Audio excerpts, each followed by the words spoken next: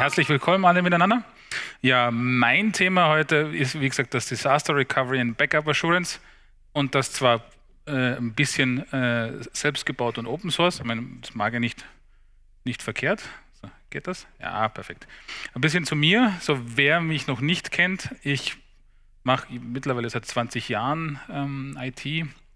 Bin durch große und kleine Betriebe von Tür-to-Tür IT-Support bis hin ins Data Center mit 24/7 und habe dann irgendwann bei der Proxmox angefangen und habe dort speziell im Ceph-Bereich ein bisschen was programmiert und bin natürlich Trainer und Speaker auf den diversesten Konferenzen und mache schon seit jeher, ich glaube seit 2017 mit Proxmox und dann auch mit Ceph rum.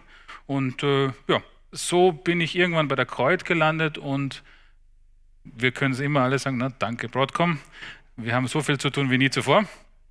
Und dementsprechend hat uns ein Kunde auch angefragt und daraus entstand dieses Thema. Ja, das ist unsere Company Slide, die wir immer haben. Die könnt ihr euch dann im PDF oder dann später, wenn die Aufzeichnung draußen ist, anschauen. Viel wichtiger, wir haben eine eigene Solution für Ceph, nicht für Proxmox-Thema an sich. Und wir bieten 24/7-Support für Ceph als auch für Proxmox an. Wir machen natürlich Schulungen in Ceph und Proxmox und das ganze Consulting. Wir könnten sogar Hardware liefern, wenn einer das haben will. Also einfach an uns herantreten und Fragen stellen. Ja, die Idee, wie ich schon ein bisschen vorweggenommen habe, war von einem Kunden, der damals gemeint hat, so, es ist Schluss mit hohen Lizenzkosten, er will dieses Spiel einfach nicht spielen. Er hat gemeint, okay, wir wollen einfach Proxmox machen, war die Entscheidung schon da. Und in dem Zuge hat er gemeint, naja, dann schmeißen wir unsere allbewährte Backup-Software-Lösung raus und machen das mit den Proxmox-Mitteln gleich direkt, wenn das schon so geht. Aber eine Voraussetzung war natürlich, es muss quasi ein Audit-Log geben mit eben der sogenannten Backup Assurance, damit ja sichergestellt werden kann, ich kann das Zeug auch wieder herstellen, was ich sicher.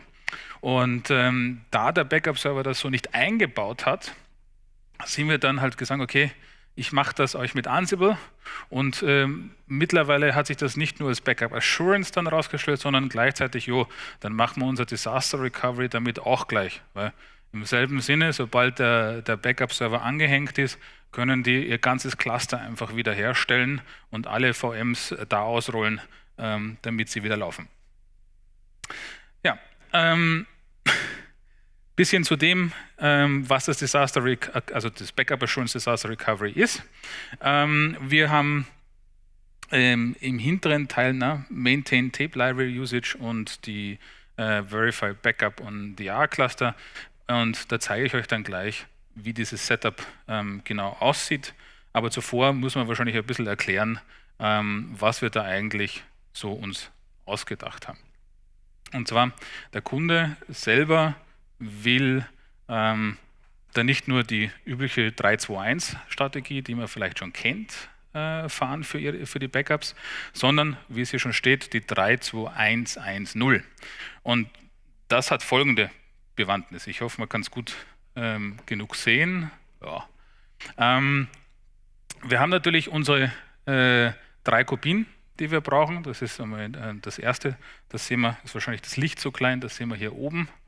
Und mit diesen 3 Kopien wollen wir mal schon sicherstellen, dass wenn irgendwo was ausfällt oder korrumpiert, dass wir mindestens noch 2 Kopien auf alle Fälle über haben.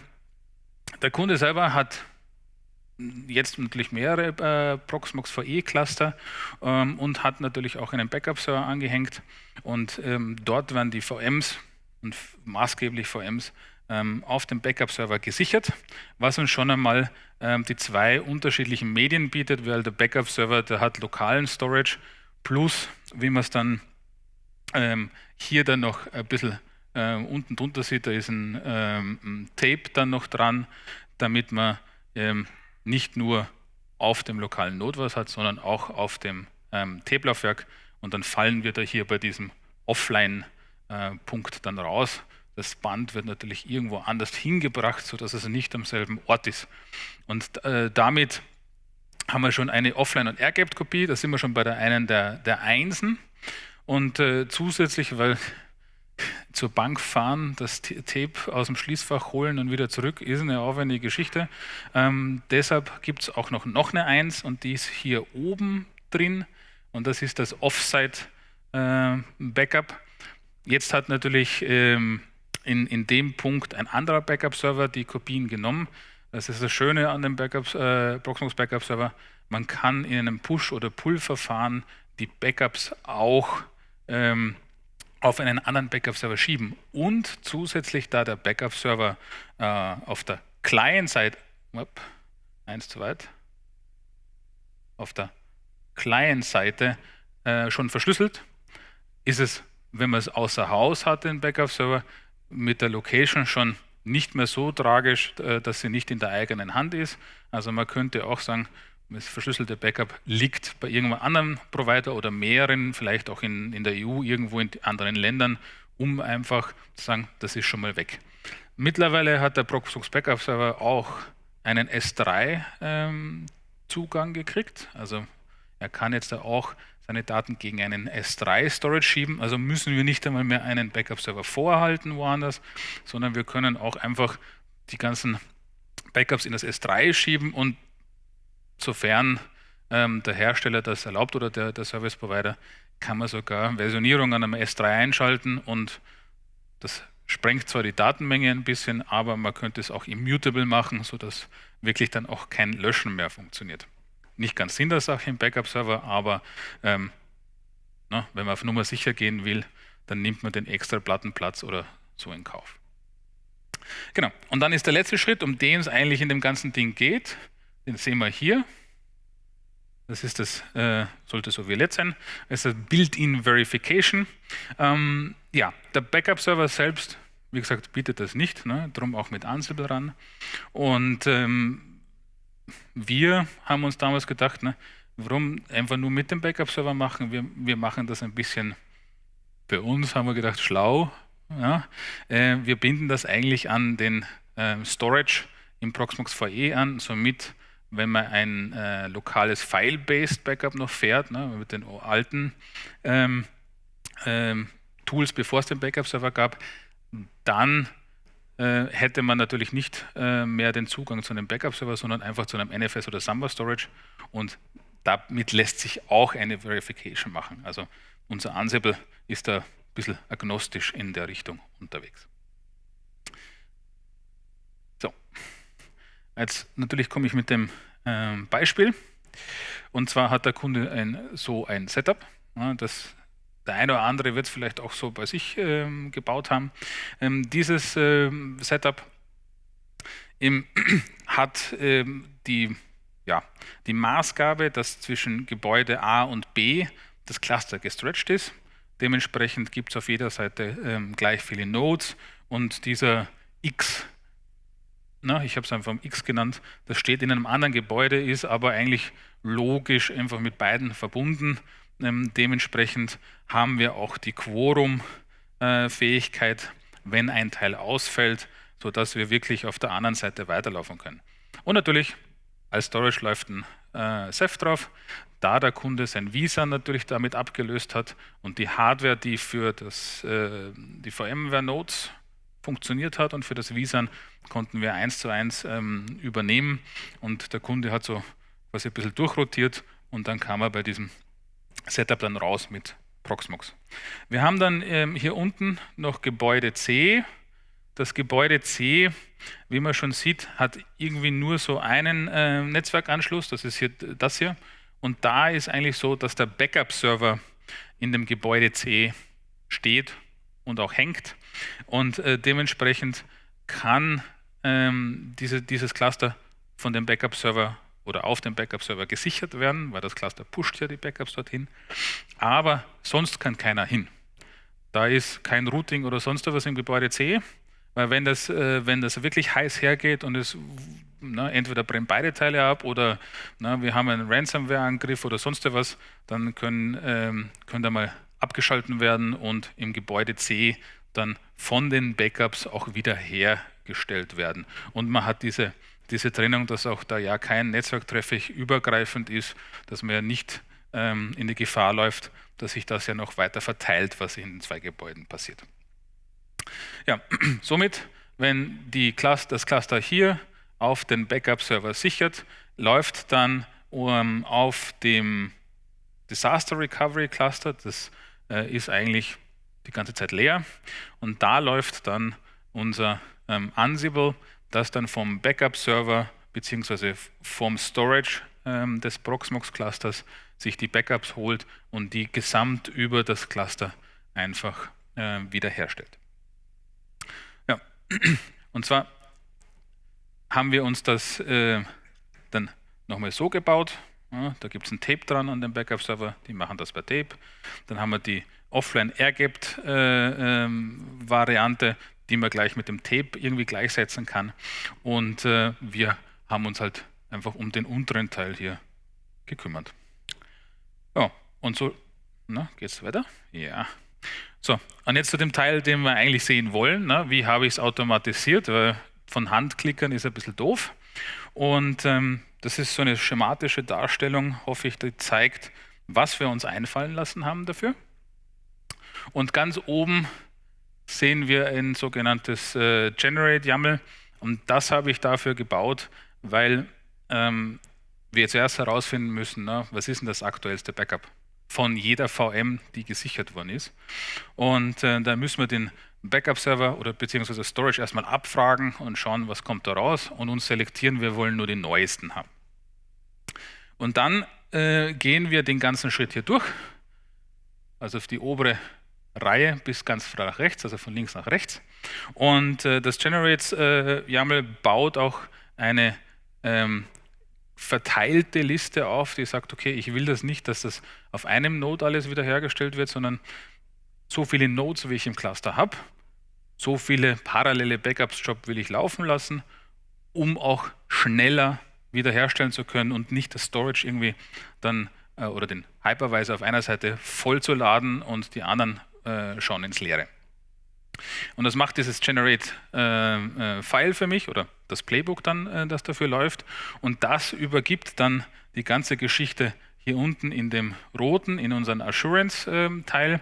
Der nimmt diese Liste und führt die dann nur noch aus im Prinzip.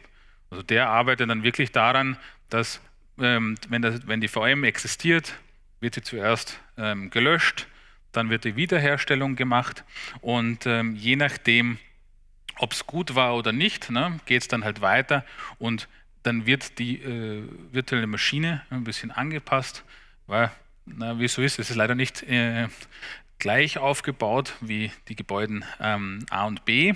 Dementsprechend mussten wir sagen, okay, wir müssen die Netzwerkkonfig anpassen von den virtuellen Maschinen, damit die VLANs per Tag durchgegeben werden und nicht auf den einzelnen Bridges landen, weil dort gibt es keine Bridges in dem Sinne, da gibt es nur eine und zum Wiederherstellen soll das einfach in VLAN-Tags konvertiert werden. Sowas zum Beispiel. Oder, da war noch ein CD-ROM-Laufwerk, da war was drin, beim Wiederherstellen doof, weil das ISO gibt es gerade nicht auf dem Disaster Recovery Cluster. Man muss natürlich da auch das File aushängen. Solche Geschichten fallen unter dieses Modify VM und wenn das gegeben ist, fängt das Ding an mal zu starten, ganz hier rechts oben und dann geht der Kreis rum zu dem Punkt, wo eigentlich wirklich geschaut wird, können wir die VM nicht nur starten, weil wenn der Prozess läuft auf dem Hypervisor, heißt das ja lange nicht, dass unsere VM irgendwie lebt und die Applikation startet und auch das so tut, wie wir wollen. Dementsprechend macht unser Verify VM State klassisch, weil der Kunde hat sich das gewünscht, es soll einfach mal pingen und wenn ein Ping zurückkommt, dann sind wir schon mal glücklich für die meisten Dinge.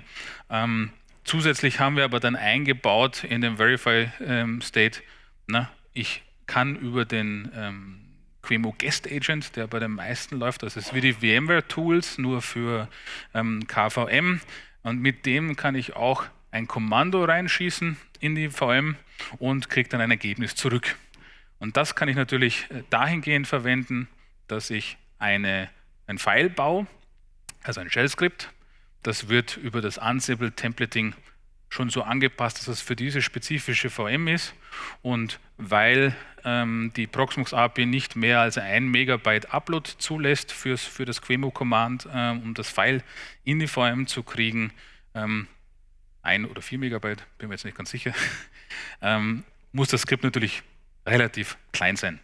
Und dementsprechend wird das Skript hochgeladen und dann wird dieses Skript ausgeführt und anhand des Exit-Codes wird dann festgestellt, ja, ist es gut gelaufen, also 0 ist gut, ne? Alles andere ist dann als nicht gut und dann würde das hier unten als Fehler wieder auftauchen. Haben wir das mal geschafft, haben wir unsere Datenbank getestet, unseren Webserver oder wie auch immer, dann geht es an das nächste. Da wird die VM einfach wieder gestoppt, wenn es gut war. Und dem Kunden war es wirklich wichtig, dass die dann nicht gelöscht werden. Also mein Originalprozess war so, wir gehen gleich und destroyen die VMs, dann ist das Cluster wieder frisch und leer und wir haben den Job gemacht. Aber für den Kunden war wichtig, wir wollen das eigentlich liegen lassen, weil dann können wir hergehen, im Ernstfall, da liegt die letzte Kopie von dem letzten Run, der in der Nacht gelaufen ist und wir müssen die nur noch anstarten. Und dementsprechend das Starten auch wieder kann man mit einem Ansible machen und dann geht das reihum und das Cluster starten alle VMs und haben dann schon die richtigen Settings und eigentlich kann der Betrieb dann so gesehen weitergehen. Also das ist so der Grundaufbau unseres Ansibles, damit wir verteilt über das ganze Cluster einfach schnell viele VMs wiederherstellen können und auch wir können auch sagen, welche Storage wir haben wollen. Also wir sind nicht gebunden, dass wir genau den gleichen Storage-Namen brauchen oder auch die gleiche Storage-Konfiguration. Wir können also in diesem Set-Modify, das kann man vielleicht dazu noch erwähnen hier so, können wir auch sagen, eigentlich für das Backup wiederherstellen oder einen Schritt früher eigentlich, wenn wir ehrlich sind, ist das Restore-Backup ist eigentlich schon da, muss festgelegt werden, auf welchem Storage sollen denn meine Disken landen. Also ich könnte auf der einen Seite ein Ceph-Storage haben und auf der Disaster Recovery nur Local Storage. Dann kann ich das auch mit angeben, dass wir sagen können, okay, da können wir wirklich auch dorthin restoren und sind eigentlich unabhängig. Und das dank vom Proxmox VE, der das sehr schön unabhängig vom Storage oder vom Netzwerk-Setup uns einfach machen lässt. Also da war schon viel vorgegeben, was uns der Proxmox VE oder der Backup-Server gibt hier in dem Ganzen. Ja, so dieser Aufbau, das war jetzt einmal die Theorie. Ich habe das natürlich Ganze auch in Demo-Version da, damit man auch mal sieht, wie schaut denn das aus auf den Files. Und wenn ich nicht eine Slide zu viel, ja genau, da ist meine Demo-Slide. Und hier das angekündigte Demo. Auf der linken Seite sehen wir, dass wir unser PVE-Cluster mit den ausgeschalteten VMs haben. Unten unter der Taskliste, da sieht man schon, habe schon ein paar Testläufe gemacht. Rechts sehen wir, dass wir eigentlich das Terminal schon offen haben mit unserem Ansible-Folder. Da drin haben wir eine Assurance, YAML und ein Generate. Ja, das ist Generate ist einfach nur dazu da, um die Backup-Liste, also die Liste der Backups vom Proxmox Backup Server zu holen, die auseinander zu klamüsern und dann aufzuteilen auf die verschiedenen Nodes im Cluster, sodass man parallel Restores machen kann. Dann haben wir das Assurance und das ist eigentlich nur dazu da, um wirklich den Restore durchzuführen und den Verify dessen auch zu gewährleisten. Ja. Wenn wir das jetzt einmal laufen lassen mit den Generate, das übergibt dann an das Assurance in der YAML die Liste. So, da sehen wir schon links, die VMs werden hier zerstört.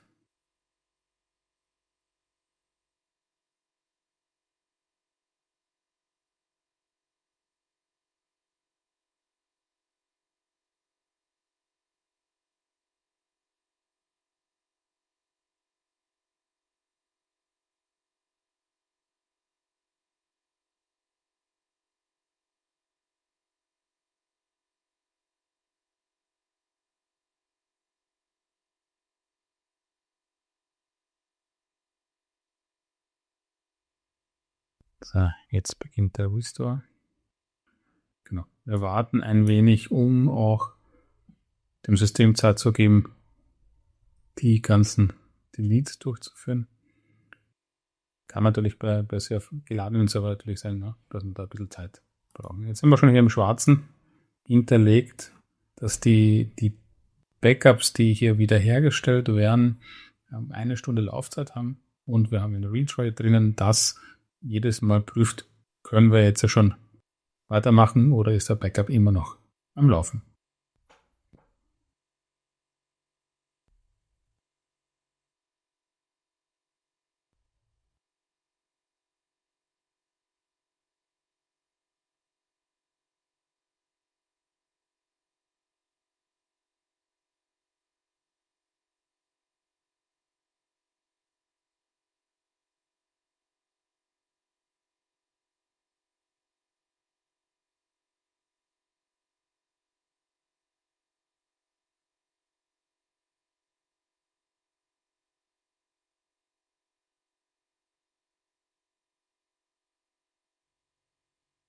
Ja, die VM 102 dauert ein wenig. Das ist eine Windows VM. Da ist ein bisschen mehr drin als bei unseren Linux VMs.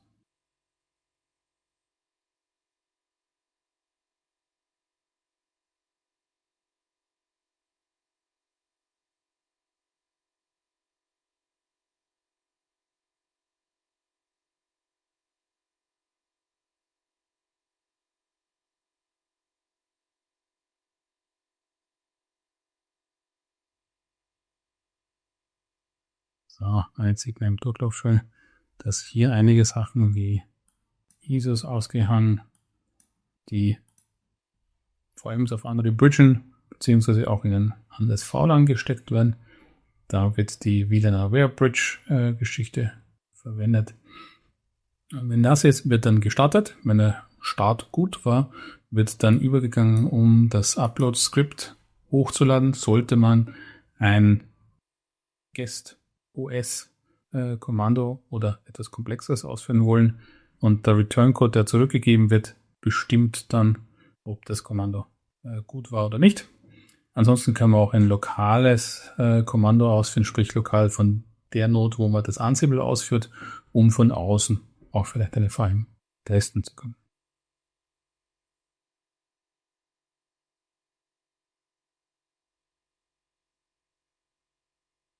Hier sehen wir schon eine Execute 0 und das hat dann Local Curl, damit wir was sehen in der Guest VM. Hier haben wir ein Upload von dem Restore Verifier. Das werden wir da später anschauen, ist ein bisschen angepasst für jede VM.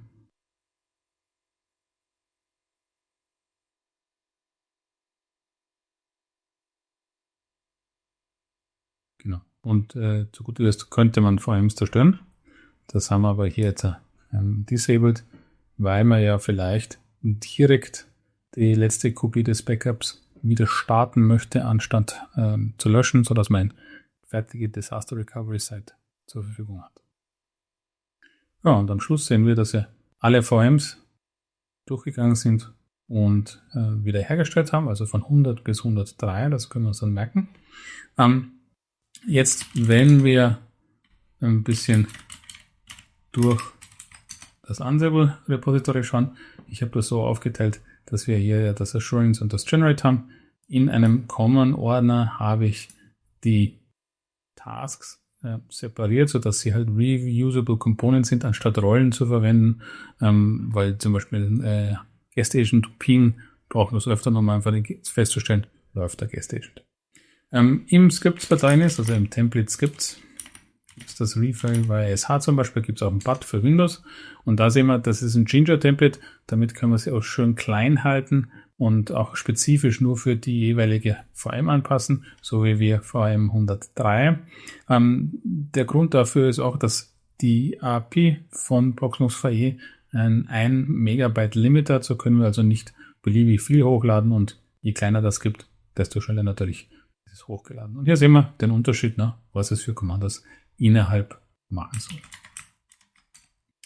Ja, wenn wir ins Inventory, in der Hosts-Liste schauen, sehen wir hier, wir haben oben 1, 2 und 3 von unseren Nodes drinnen. Wir können sogar alternative Storages wählen, wenn das Backup von einem anderen Storage kommt. Ansonsten würde das, was im Backup gilt, also im Backup steht, gelten. So. Und hier unten sehen wir dann, wir haben angepasst vor allem 100, 102 und 103, aber zum Beispiel kein 101. Also hier spezifisch sind nur Overrides drin, also sprich Veränderungen zum Standard. Und man sieht hier, da ist das der Curl drinnen. Da sieht man auch schon das Local Verify Command, das vom Host, wo das Ansible läuft, den Kill ausmacht. So, und wenn wir ins All schauen, das ist natürlich eine große Liste hier, sehen wir hier unten auch, wie das File gesloggt wird, und hier habe ich alle Defaults angepasst, und weiter nach oben geht es natürlich zu den Connection Details, und wenn man die überschreiben will, muss man natürlich im Host einfach den Override machen. Oh, das war soweit mit unserer kleinen Demo. Ich hoffe, der Durchlauf hat euch gefallen. Und von meiner Seite auch schon mal vielen lieben Dank.